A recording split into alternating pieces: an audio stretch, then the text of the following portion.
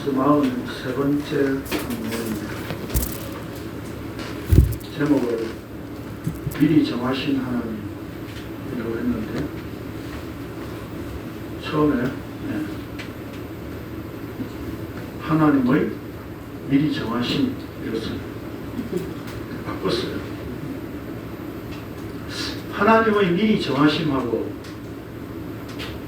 미리 정하신 하나님하고 어떤 차이가 있는 것 같아요? 뭐가요? 미리 정하신 본래 우리 국어에서 강조되는 핵심은 항상 뒤에 나오죠. 어법상 그렇죠. 그러니까 하나님의 미리 정하심, 이런 정하심 자체에 대한 의미를 좀 강조하려고 하는 듯한 그런 느낌이 들어가지고 제목을 바꿨어요. 하다가 미리 정하신 하나님께서 미리 정하신 거예요. 봅시다. 이 땅의 모든 사람들은 구원 곧 영생에 관심이 있습니다. 이번 생이 아니면 다음 생에라도 영생을 이루고 싶은 마음입니다. 그래서 우리가 전통적으로 불교라고 하는 것을 보면 윤회라고 하는 것이 있죠. 계속 돌아간다는 거죠. 선하고 착하게 살지 못하면 동물로 태어나고, 착하게 공덕을 베풀면 다음 생에 또 사람으로 또 태어난다는 거죠. 그래서 끝없이 그렇게 돌다가 윤회하다가 결국은 뭡니까? 내가 수도를 해가지고 올라오는 수도 말고요. 수도 수련을 해서 결국 내가 없어지면 그게 뭐죠? 멸관에 들어갔다 그러죠. 그래서 불교는 계속 어떤 그 자기가 없어지는 무, 공 이걸 계속 이제 수련을 하는 거죠. 그 수련을 통해서 할 수 있다고 여기는 거죠. 사도행전 17장 23절에 보면 바울 사도가 아테네죠. 내가 두루 다니며 너희가 위하는 것들을 보다가 알지 못하는 신에게 라고 새긴 단도 보았으니 라고 하였습니다. 많은 사람들이 자신이 신을 섬긴다고 하지만 엄밀한 의미에서 그것은 알지 못하는 신에 불과합니다. 사실 우리가 기독교, 성경, 예수, 복음, 교회, 십자가 이런 용어들은 쓰지만 실질적으로 성경에서 말씀하는 하나님이 어떤 분인가라고 하는 것을 사람들이 알지를 못하고 있어요. 그렇죠? 결국 뭡니까? 사람들의 종교심은 우리 쪽에서 신을 향해서를 찾아 나가는 것이기 때문에 그 하나님에 대해서 사실 잘 알아야 될 필요가 없죠. 그렇죠? 왜요? 내가 내 정성과 내 행위로 선을 가득 채워가지고 그 신을 향해서 바치면 되니까. 나한테 달려있기 때문에 하나님에 대해서 그렇게 알아야 할 필요가 없는 거죠. 그래서 오늘날 교회들도 하나님, 기독교 용어를 이렇게 십자가를 쓰고 있지만 그게 뭡니까? 알지 못하는 십자가고 알지 못하는 하나님이고 알지 못하는 예수 그리스도라고 하는 것입니다. 그건 어디서 사실 말해주고 있는 겁니까? 성경에서 말하고 있는 거죠.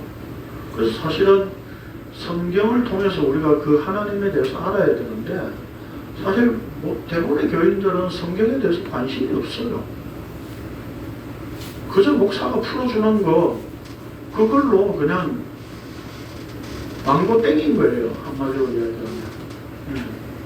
이렇게 헬라어 찾고 이렇게 복잡하게 성경 막 이렇게 논리적으로 풀어야 되냐. 그런 사람들이 의외로 많더라고요. 상대에서 대화를 해보면. 그러나 그 말씀을 통해서 물론 알게 하시는 것도 성령께서 알게 하시기 때문에 우리가 지식으로 알 수 없는 것이 사실이죠. 자, 그래서 그 알지 못하는 신에게 우리는 온갖 정성과 행위를 바쳐서 신으로부터 영생을 얻어내 구원을 이루려고 합니다. 성경에 보면 부자 청년이 예수님을 찾아와서 선생님이여 내가 무슨 선한 일을 하여야 영생을 얻으리까? 라고 물었습니다. 이자 빠지고요. 네. 이 부자 청년의 말을 통해 볼 때 사람들이 영생을 쟁취하는 방법은 오로지 자기가 어떤 선한 일을 하는 것이라고 생각한다는 것입니다. 그것을 구원으로 착각하고 있는 것입니다. 그래서 예수님께서 이렇게 말씀하셨습니다. 너희가 성경에서 영생을 얻는 줄 생각하고 성경을 연구하거니와 이 성경이 곧 내게 대하여 증언하는 것이니라. 여기 연구하다는 말이 헬라어로 에류나오인데 우리가 지난주에 이 에류나오를 살펴봤죠. 뭐였습니까? 마음을 살피시는 하나님, 그랬죠? 그 살피다. 또 성령께서 하나님의 뜻을 다 어떻게 한다고요? 통달하셨다 그랬죠? 그 통달이 에류나오였습니다. 그렇죠? 이게 살피고 연구하고 조사한다 뭐 이런 뜻입니다. 그런데 단순히 연구하고 조사하는 걸로 끝난 게 아니라 이 단어 안에는 심사숙고해서 내린 결론이 있는 거예요. 그러니까 사람들의 지금 서기관과 바리새인들이 성경을 엄청 연구한다는 거죠. 그거 뭡니까? 그렇게 연구해가지고 바로 이 성경을 통해서 영생을 얻을 수 있어 라고 스스로 결론을 내리고 있다 이 말입니다. 심지어 성경을 읽고 연구하는 일을 통해서도 영생을 얻을 수 있다는 결론을 내리는 것이 인간이라는 말입니다. 그래서 성경 연구해서 구원받으려고 하는 사람들이 부지기수입니다. 대부분의 교회 사람들이 그런 거죠. 그러면서도 정작 성경이 말씀하는 예수 그리스도에 대해서는 관심이 없었습니다. 그러니까 지금도 우리가 성경을 가지고 연구해서 그걸 알아서 구원을 얻으려고 하지만 실질적으로는 알지 못하는 예수 그리스도죠. 그렇죠? 예수 그리스도에 대한 관심이 없으니까. 그래서 결국은 성경에 관심이 없는 겁니다. 그렇죠? 이렇듯 모든 인간들은 자기 구원에만 관심을 가지고 성경을 보는 죄인들입니다. 다시 말해서 죄의 권세에 매여 있는 상태이기 때문에 자기 구원이나 영생에 사로잡혀 있는 것입니다. 그렇기 때문에 죄인들은 성경 속에서도 끝없이 자기 구원에 대한 내용을 추출할 뿐입니다. 그래서 성경 구절을 자기가 원하고 필요한 대로 이렇게 추출해서 사용하는 거죠. 그렇죠? 이런 점에서 신학이라는 학문도 말은 신학이지만 신에 대한 학문이지만 사실은 인간 구원이 중심이 되어 있습니다. 그러다 보니 구원에 대한 성경의 내용을 우리의 관점에서 연구하고 정리하여 나열하는 것에 불과한 것이 신학이라고 해야 할 것입니다. 그래서 제가 이 말을 쓰면서 이게 인터넷 올라가면 또 어떤 공격을 받을까 싶은데 그래서 토를 달다가 그냥 안 달았습니다. 그래서 신학이 무용지물이라든지 필요 없다 그런 말이 아니라 신학이라고 하는 것은 결국 인간에 의한 산물이라는 것을 말씀을 통해서 자꾸 이렇게 확인할 수 있어야 된다. 그런 차원입니다. 그렇게 토를 단 말을 썼다가 지웠습니다. 그 신학의 산물이 오늘 우리가 나누고자 하는 말씀을 근거로 한 소위 말하는 구원의 서정이라고 하는 구원의 5단계입니다. 하나님께서 우리를 미리 아셔서 미리 정하시고 부르신 후 의롭다 하시고 의롭다 하신 자를 영화롭게 하신다 라는 이 30절 말씀이죠. 이 말씀을 가지고 우리를 미리 아신다는 것, 이것을 예지라고 그러죠. 미리 정하신 것, 이게 예정이라고 그러죠. 그리고 부르심, 이게 소명. 근데 이 소명을 신학적으로 효과적인 부르심이라고 이야기합니다. 그건 무슨 말이냐면 하나님이 불렀는데 하나님이 그 부르심에 나는 아닙니다. 나는 안 갈게요. 그 부르심 나는 응답하지 않을 겁니다. 이렇게 할 수 없는 부르심이라는 거죠. 그렇기 때문에 이제 신학적으로는 효과적인 부르심 이렇게 표현하고 있어요. 그게 뭐냐? 하나님이 부르시면 거부할 수 없다 이런 뜻이에요. 그리고 의롭다 하심. 그래서 한자어로 쓴 거죠. 칭의. 의롭다 칭한다 라고 하는 거죠. 그리고 영화롭게 하심. 영화. 그래서 천국 가면 영화를 많이 본다고 그러죠. 근데 이걸 미래로 이제 얘기를 하죠. 그래서 이렇게 이제 우리가 구원의 어떤 순서가 이렇게 된다는 거죠. 그래서 이것을 정리하면서 이것을 근거로 소위 어떤 그 구원의 서정을 실제 신학에서는 9개로 이야기를 하고 있습니다. 그 가운데 이제 다른 성경 구절을 통해서 이제 더 정리를 하는 거죠. 그래서 소명, 중생, 회심, 신앙. 여기 신앙이라고 하는 것은 내가 믿는다는 그런 뜻입니다. 칭의, 수양. 이 수양이라고 하는 것은 아들로 이제 양자로 이렇게 수양되어진다 이 말입니다. 그 다음에 이제 성화, 점점 더 거룩하게 되어진다는 거죠. 그 다음에 성도의 견인, 이 견인이라는 참고 견딘다는 겁니다. 그 다음에 영화, 이렇게 9가지로 구원의 서정을 이야기를 정의합니다. 신학에서 이것이 개혁주의의 구원의 서정으로 논리적인 순서이지 시간적인 순서는 아니라고 합니다. 말을 그렇게 합니다. 그런데 실제 그것이 어떤 단계를 거쳐서 이렇게 구원이 이루어지는 것으로 말한다는 겁니다.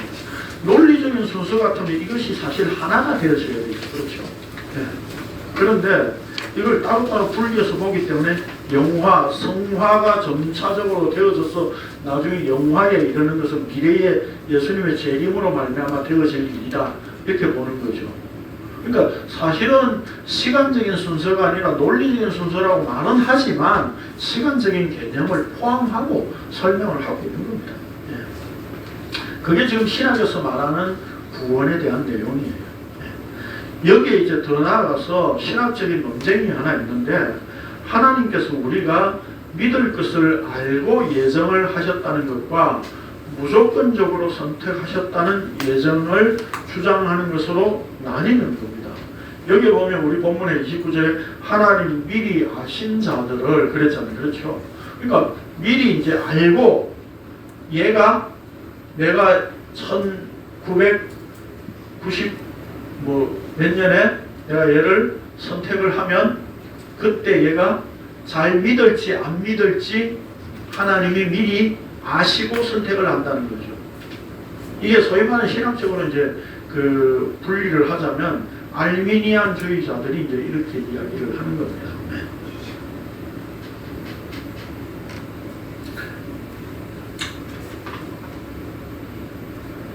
어디죠?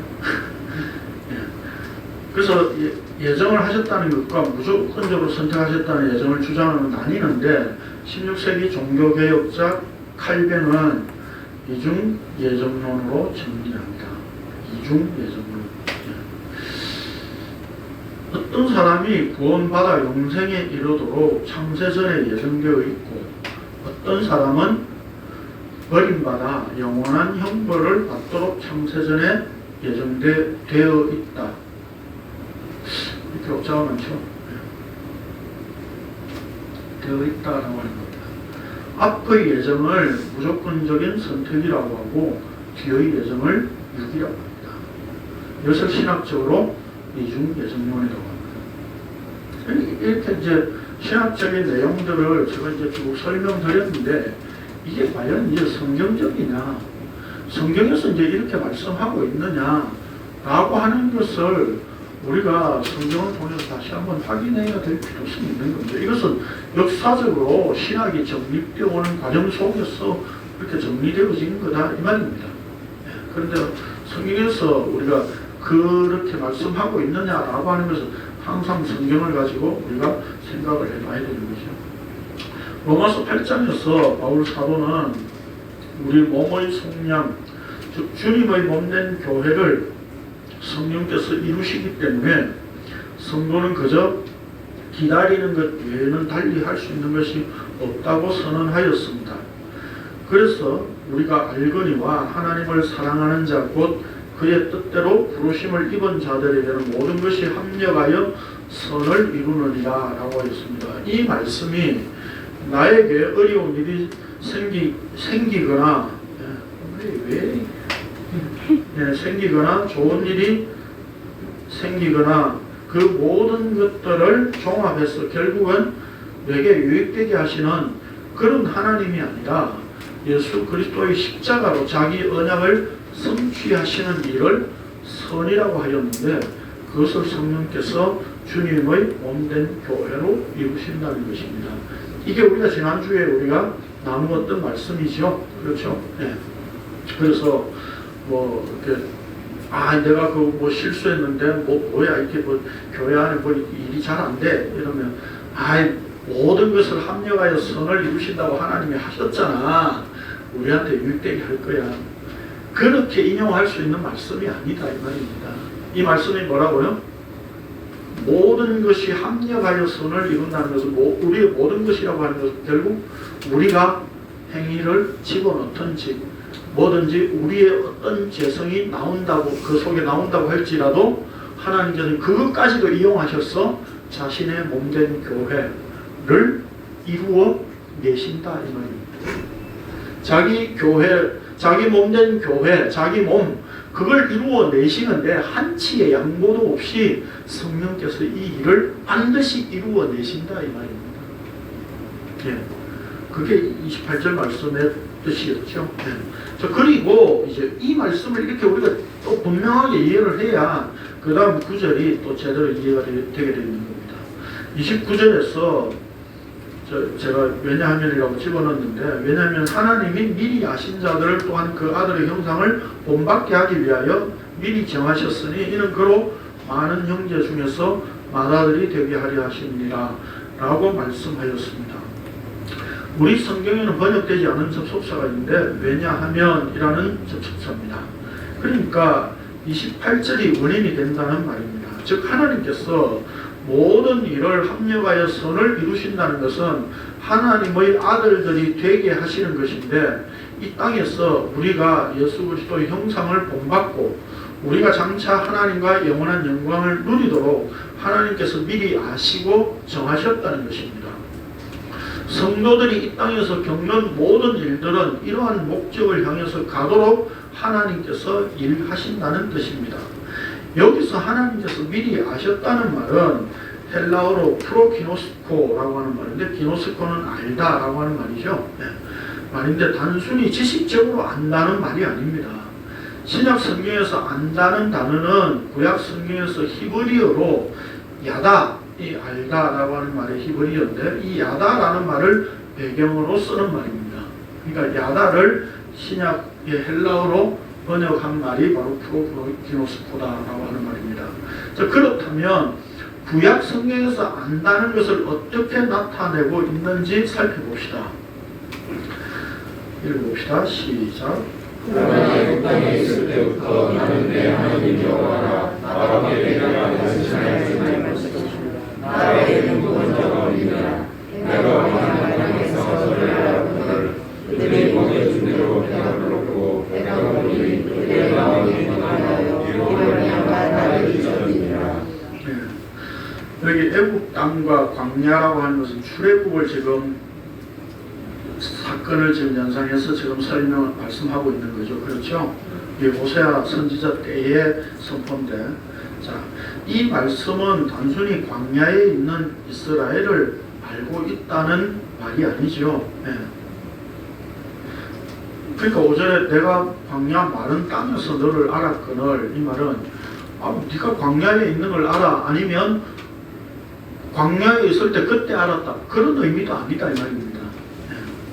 왜냐하면 그 앞에 4절에 보면 애국 땅에 있을 때부터 하나님이 알고 있었다는 거죠. 그렇죠? 그러면 그 이스라엘을 그냥 알고 있다는 말이 아니라는 거죠. 출애굽시켜 광야로 이끌어 그들을 먹이시고 입히신 것은 여호와 하나님을 알게 하시기 위한 것이었습니다. 다시 말해서 광야의 과정을 통해 하나님께서 이스라엘을 사랑하고 계시고 그들을 말씀으로 보살피셨다는 것을 이스라엘로 하여금 알게 하시기 위한 것이었습니다. 그러니까 여기에 6절에서 그들이 교만해서 나를 잊었느니라 이렇게 하는 표현의 말의 의미를 우리가 제대로 이제 이해를 해야 되는 거죠. 그러니까 하나님은 이스라엘을 사랑하여 구원하시고 그들을 통해 언약을 이루어 가려고 하시지만 이스라엘은 교만하여 나를 잊었다는 것은 하나님의 언약을 전혀 생각하지 않고 그 하나님을 전혀 사랑하지 않았다는 말입니다. 또 아모스 3장 2절을 봅시다. 시작. 이스라엘 자손들아 여호와께서 너희에 대하여 이르시는 이 말씀을 들으라. 애굽 땅에서 인도하여 올리신 모든 족속에 대하여 이르시기를 내가 땅의 모든 족속 가운데 너희만을 알았나니 그러므로 내가 너희 모든 자락을 너희에게 보응하리라 하셨나니. 땅의 모든 족속 가운데서 너희만 알았나니 그럼 하나님이 이스라엘만 알았다는 겁니까? 다른 이방인들 전혀 몰랐다는 얘기입니까? 아이고 보니까 이스라엘 말고 다른 여러 족속들이 많이 있네 그런 겁니까? 그런 의미가 아니잖아요 이 문자가. 문자적으로 해석하는 사람들은 또 이런 건 또 문자적으로 안 해요 또. 자 여기서 하나님께서 내가 너희만 알았나니 라고 하는 말은 하나님께서 이스라엘을 선택하셨다는 뜻입니다. 다시 말해서 하나님께서 이스라엘을 애굽에서 건지신 것은 자신의 언약을 보여주기 위한 존재로 선택하셨다는 겁니다. 이것을 잘 드러내고 있는 신명기의 말씀을 한번 봅시다. 시작.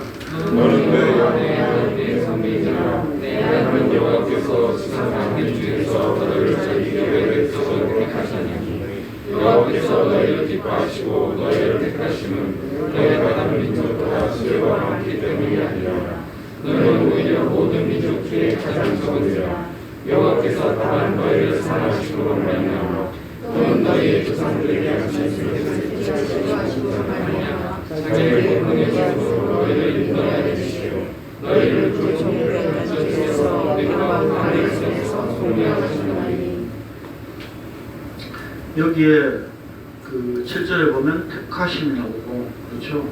6절 7절에 그리고 8절에 보면 사랑하심으로 말미암아 나오죠.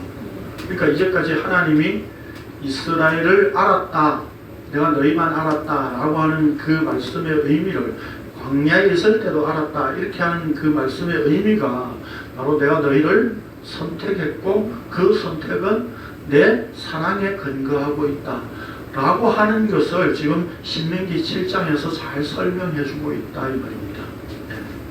자 하나님께서 이스라엘을 선택하신 것은 이스라엘 쪽에 무슨 근거가 있었던 것이 아니라 순전히 하나님 자신의 사랑에 근거한 것이고 그 사랑은 언약을 성취하는 것으로 드러내신다는 뜻입니다. 결국 하나님께서 이스라엘만 아셨다는 것은 자기 언약을 성취하시기 위한 선택이었고 그 선택은 하나님의 사랑에 근거하고 있다는 뜻입니다. 그 언약의 성취란 바로 십자가이고 하나님께서 미리 아셨다는 것은 예수 그리스도만 아셨다는 말입니다. 그래서 그 아들의 형상을 본받게 하기 위하여 미리 정하셨으니 라고 하였습니다. 무엇에다 갖다 맞춘다고요? 아들의 형상. 거기에 갖다 맞추려고 지금 하나님의 아들들을 부르신다 이 말입니다. 자 여기서 자 그러면 이제 본받게 하기 위하여 라고 하는 이 말이 무슨 뜻인지 좀 제대로 우리가 파악을 해야 되죠. 이 말은 헬라어로 심모르포스라고 하는 말인데 같은 모양, 같은 형상이라고 하는 말입니다. 그러니까 본받는다는 말이 아니에요. 사실은 우리말을 좀 의역을 해가지고 본받는다 이렇게 번역을 했는데 실제는 뭐예요? 아들의 같은 형상으로 만들어낸다 이 말입니다. 아들과 같은 형상으로. 그러니까 진짜 형상은 뭐예요? 아들이잖아요. 그 아들은 바로 본래 인간이 지원받은 게 하나님의 형상이잖아요. 그렇죠? 근데 그 형상이 죄로 말미암아서 이미 상실되어졌다고요. 그래서 그 형상을 회복하기 위하여서 하나님의 형상으로 이 땅에 오신 분이 예수 그리스도예요. 그럼 그 아들의 형상에 이제 맞추는 것이 본래 우리를 창조하셨던 그 하나님의 형상대로 지원받은 그대로 회복시키시는 거예요. 그게 아들의 형상과 같이 만든다는 의미예요. 그러니까 같은 모양, 같은 형상이라는 말이에요. 그러니까 우리가 예수님을 보고 본받아서 예수님 따라가야지요. 우리가 예수님 본받아서 살아야지요. 그런 개념이 아니다 이 말이에요. 무슨 우리의 무슨 모범이고 전형이신 것처럼 그렇게 이야기를 하는 게 아니다 이 말입니다.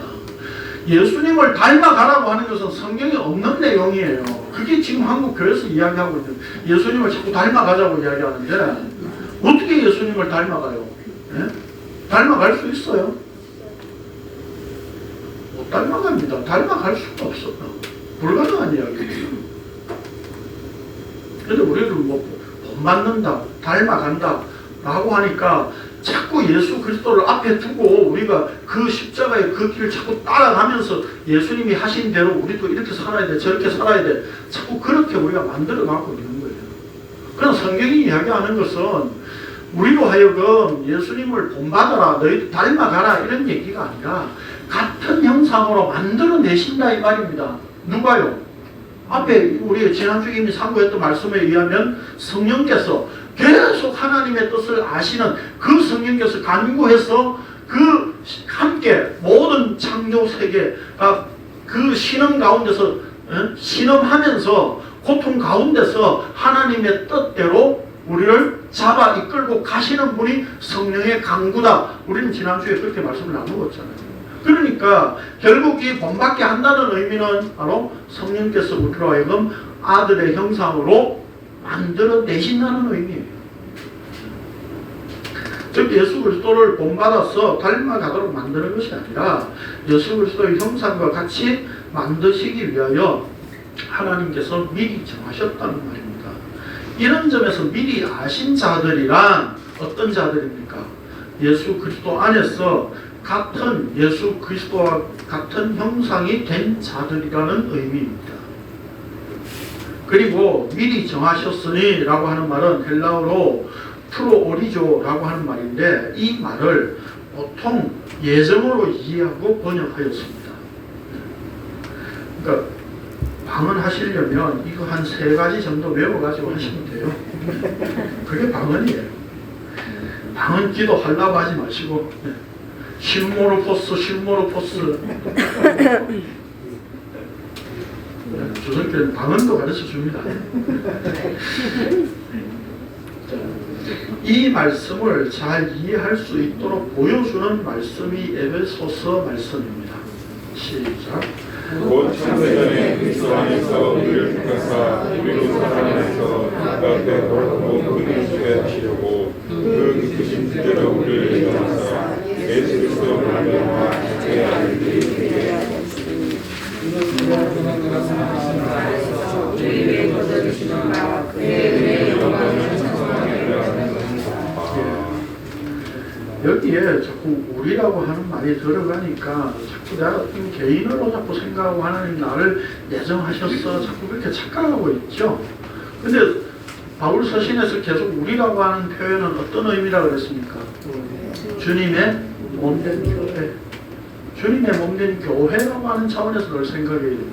나 개인으로 자꾸 적용하지 말고요. 그래서 여기서도 보면 에베소서도 보면 그를 사랑하시는 자 안에서 그랬어요. 우리에게 그냥 줘가지고 사랑 안으로 불러들인 게 아니라 자 여기 이제 에베소서에서 창세전에 라고 하는 말은 헬라어로 카타볼레인데 이게 기초, 시작, 창설 이런 말이에요. 근데 이 말은 이게 명사니까 동사가 이제 카타발로입니다. 이 동사에서 온 말이에요. 근데 이 카타발로는 뭐냐면 아래로 던지다 라고 하는 말입니다. 그러니까 아래로 던진다라고 하는 의미는 뭐겠습니까? 씨를 뿌리는 거예요. 그 헬라어 원어의 이 뜻이 농부가 씨를 뿌리는 것을 의미하는 단어입니다. 농부가 씨를 뿌릴 때에 그 결과를 기대하고 뿌리는 것처럼 하나님께서 미리 정하셨다는 말은 창세전에 계획을 가지고 그 기쁘신 뜻대로 시작하신 겁니다. 다시 말해서 하나님께서 창조를 하신 것은 계획을 가지고 하셨는데 그 계획은 하나님께서 기뻐하신 예수 그리스도를 향해 있었다는 것입니다. 이런 점에서 하나님의 미리 정하심 예정이란 오직 예수 그리스도라고 하는 의미입니다. 그러니까 창세 전에 예정하셨다 이 말은 뭐예요? 창조하실 때부터 하나님은 뭐예요? 그 창조에 대한 결과를 생각하고 계획을 하고 창조를 하셨다 이런 말이에요. 근데 그 창조를 계획하신 것의 핵심, 초점은 어디에 있는 겁니까? 예수 그리스도에게 있는 거죠. 그 말입니다. 자, 그래서 본문에서 이는 그로 많은 형제 중에 맏아들이 되게 하려 하심이니라 라고 한 것입니다. 여기 맏아들이라고 하는 말은 초태생, 대표라고 하는 뜻입니다. 즉 예수 그리스도를 예수 그리스도가 초태생이 되셨다는 것은 예수 그리스도께서 십자가로 말미암아 하나님의 언약 백성들을 하나님의 아들들로 만드셨기 때문에 예수님이 맏아들이라는 의미입니다. 그분이 바로 초태생이라는 거예요. 그러니까 초태생이라고 하는 것은 단순히 뭐 맏아들로서 처음 태어난 자 그런 얘기가 아니라 여기 안에 다 포함되어 있다 그런 뜻이에요. 초태생이라는 개념. 그러니까 성경에서 초태생 혹은 만물 이 개념은 그 하나의 대표되는 것 안에 다 들어있다는 의미예요. 이건 제가 몇 번 설명을 드렸었죠. 구약에서 첫 만물을 바치라 라고 한 것은 시간적으로 열매가 처음 딱 익어가지고 맺은 열매를 따가지고 하나님 앞에 딱 드린다 그런 개념이 아니라 수확한 것들 중에서 가장 좋은 것, 대표되는 것 그게 만물이에요. 그게 초태생 개념이에요. 그래서 출애굽할 때에 애굽의 초태생을 맏아들을 장자를 죽인 이유가 거기에 있는 거예요.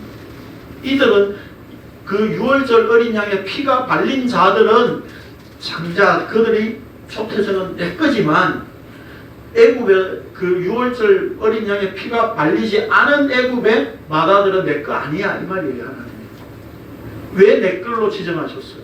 그 맏아들은 결국 누구를 보여주려고 하는 거예요? 예수 그리스도를 보여주려고 유월절 어린 양의 피를 발라서 장자를 구별하게 하신 거예요. 그게 맏아들 개념이에요. 그게 초태생 개념이에요.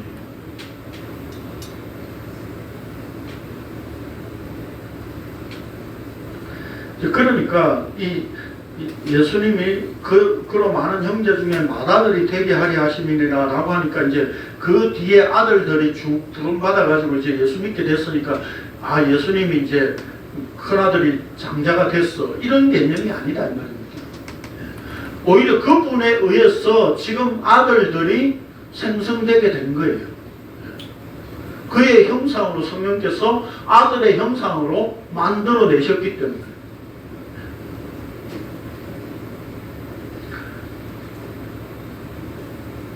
자, 그러므로 30절에서 또 미리 정하신 그들을 또한 부르신 그들을 또한 의롭다 하시고 의롭다 하신 그들을 또한 영화롭게 하셨느니라 라고 하였는데 이것을 미래형으로 영화롭게 할 것이라 이렇게 표현하지 않았다는 겁니다. 요 구절이요 이 문장의 이 말들이 이 단어들이 전부 과거 완료형이에요. 전부 이 단어 전체는 미리 정하신 것, 부르신 것, 또 의롭다 하신 것, 영화롭게 하신 것, 이 다 과거형이에요. 그러니까 우리를 앞으로 불러서 뭐 우리를 의롭다고 만들 거야, 그리고 앞으로 또 영화롭게 만들 거야 이런 개념이 아니다 이 말입니다. 이미 영화롭게 하셨고, 이미 부르셨고, 이미 의롭게 만드셨고, 이미 하나님께서 다 완성하셨다는 뜻입니다. 그래서 과거 완료형으로 기록하고 있습니다. 그 이야기는 무슨 얘기입니까? 창세전에 이미 예정하신 예수 그리스도 안에 다 완성되어 있었더라 이 말입니다. 제가 지금 드리는 이 말씀 이해가 되십니까? 그 주님의 몸된 교회는 이미 창세전에 예수 그리스도로 완성되어 있는 거예요. 그걸 역사 속에 이제 드러내고 있는 거예요.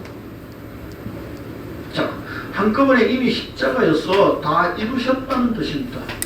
묵시적 관점에서 예수 그리스도의 몸된 교회로 이미 다 완성된 것을 역사 속에 드러내신 겁니다. 그러므로 본문은 개인의 구원에 대한 순서를 말하는 것이 아니라 창세전에 하나님께서 예수 그리스도를 통해 만물을 새롭게 하실 계획을 가지고 시작하신 일을 역사 속에서 주님의 몸된 교회로 어떻게 드러내고 있는가를 말씀한 것입니다.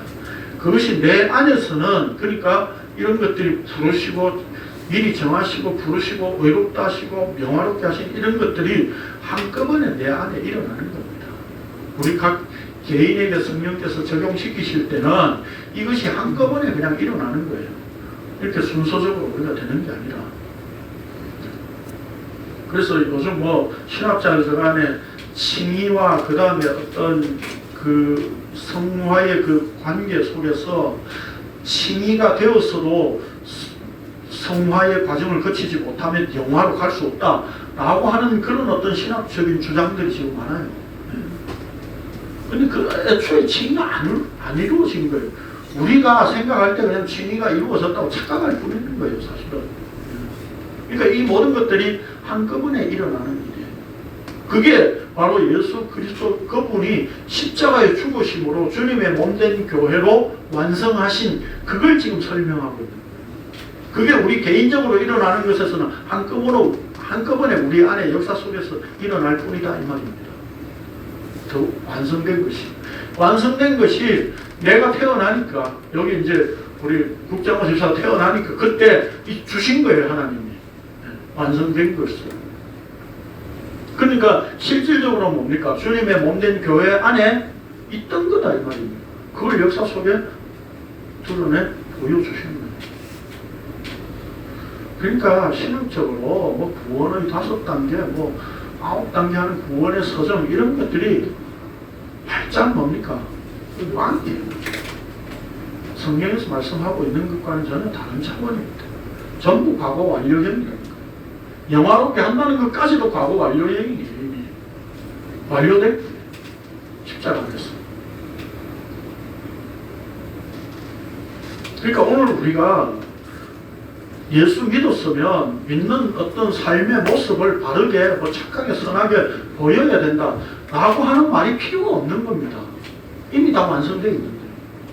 속된 말로 우리가 개판으로 살아도 하나님이 완성하신 것 속에 있다면 구원 취소되지 않습니다. 그런데 문제는 자기가 예수 그리스도를 지식으로 알면서 나 이제 완성된 것 안에 있어 하면서 자기 마음대로 살아간다는 그건 아니라는 거죠. 그건 주님과의 자기와 본인과의 관계에서 알 수 있겠죠.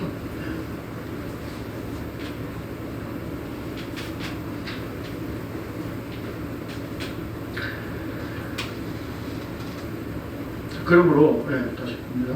본문은 개인의 구원에 대한 순서를 말한 것이 아니라 창세전에 하나님께서 예수 그리스도를 통해 만물을 새롭게 하실 계획을 가지셨고 시작하신 일을 역사 속에서 주님의 몸된 교회로 어떻게 드러내고 있는가를 말씀한 겁니다. 그러니까 완성된 것이죠. 그것이 내 안에 한꺼번에 일어나는 일이 됩니다. 이런 점에서 창조 세계의 창조에서 종말까지는 하나님께서 예정하신 예수 그리스도를 중심으로 예수 그리스도를 드러내고 보여주는 현장에 불과한 겁니다. 구절 여백이 많지 않아서 설명을 못 드렸는데 읽고 잠깐 말씀드릴게요. 시작. 오직 은밀한 가운데 있는 하나님의 지혜를 알아내소서. 곧 감추어졌는 곳에 하나님의 우리의 영광을 위하여 만세전 일이 전신 것이라. 이 지혜는 이 세대의 통치자들이 한 사람도 못하였느니 만일 알았더라면 영광의 길을 십자가로 받지 아니하였으리라. 너희가 너희와 너희 조상 안에서 예수감을 받은 것은 은이나 금같이 없어질 것을 것이 아니요 오직 고맙고 성령과 은혜 같은 그리스도의 보배로 필요된 것이라. 그는 창세전부터 미리 알긴 받으시니라. 이 말씀에 너희를 위하여 나타나신 자가 되었으니 너희는 그를 정자 가운데서 찾으시고 영광을 주시는 그리스도로 말미암아 믿는 자니 너희 믿음과 소망이 하나님께 있게 하시느니라. 여기 18 베드로전서 18절을 읽을 때 검이 먼저 보이죠? 순서적으로 검을 먼저 읽으시면 되세요. 고린도전서에 보면 감추어졌던 것인데 감추어졌다는 의미는 성경에서 미리 다 있었던 걸 말하는 겁니다. 그러니까 어떤 것이 감추어졌던 것, 갑자기 이렇게 나타난 게 아니라 있던 것인데 이렇게 덮어놨었다 이 말입니다. 가려져 있었다 이 말입니다. 그게 감추어졌던 것입니다. 그러니까 창세전에 이미 다 정해놓고 완성된 것이 우리에게 주어졌다 이 말입니다. 우리에게 드러났다 이 말입니다. 역사 속에서. 그래서 이 세대의 통치자들이 한 사람도 못하였나니 만일 알았더라면 영광의 주를 십자가에 못 박지 아니하였으리라. 그러니까 우리는 뭡니까? 알지 못하는 예수를 섬기고 있었던 겁니다.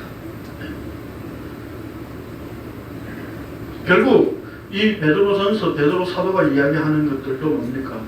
우리의 어떤 것으로서도 이 구원이 주님의 몸된 교회를 이루는 것이 될 수 없다는 겁니다. 그래서 예수 그리스도 그분이 흘리신 피로 말미암아 된 것이다. 이것은 뭡니까? 창세 전부터 미리 알림받은 것이고 이미 정해져 있었던 겁니다. 그래서 그를 십자가의 사건을 통해서 우리에게 은혜를 베풀어 주신 주님의 몸된 교회로 드러나게 하신 이것 때문에 오늘 우리는 뭐예요? 믿음과 소망이 하나님께 있다는 것을 이제 알게 된 거죠. 오늘 우리는 내 믿음 아니고 내 소망 아니고 하나님의 것이라고 하는 것을 말씀을 통해서 늘 확인할 수밖에 없는 겁니다. 결국 오늘 우리가 한국 교회에서 기존에 해왔던 어떤 개혁주의라고 하는 그 신학 속에서 우리의 개인적인 구원을 늘 추구하고 개인적인 구원을 이루어내려고 했던 그런 것 속에서 우리가 오늘 성경을 펼쳐서 다시 보니까 이미 창세전에 완성하셨던 창조하실 때부터 그 계획을 가지고 이미 완성하셨던 그 속에 오늘 우리가 그 말씀 안에 있다는 사실 자체가 새롭게 놀라운 것입니다. 이 놀라운 발견이 되어진 자가 주님의 몸된 교회요 성도입니다. 기도하겠습니다. 그것이 주님 감사를 드립니다. 우리의 개개인의 구원이 즉흥적으로 순간적으로 내가 또 믿어야 되었던 그런 것들이 아니라 하나님 편에서 창조하시기 전에 이미 그 계획을 세워놓고 완성된 것을 창조하셔서 역사 속에 나타내셨기에 주님의 몸된 교회가 십자가로 우리에게 주어진 이 은혜를 확인할 수 있었습니다. 참으로 감사를 드립니다. 내 쪽에 어떤 근거나 내 쪽에 어떤 것도 개입될 수 없는 믿음에서 믿음으로 이루신 그 하나님의 일하심 때문에 오늘도 감히 그 하늘의 생명, 영생을 우리가 은혜로 받았노라고 고백할 수 있게 됨에 감사를 드립니다. 이 감사와 찬양을 오늘도 함께 나누고 또 말씀에서 더 깊이 확인할 수 있는 시간들이 되게 하여 주옵소서. 예수님의 이름으로 기도합니다. 아멘.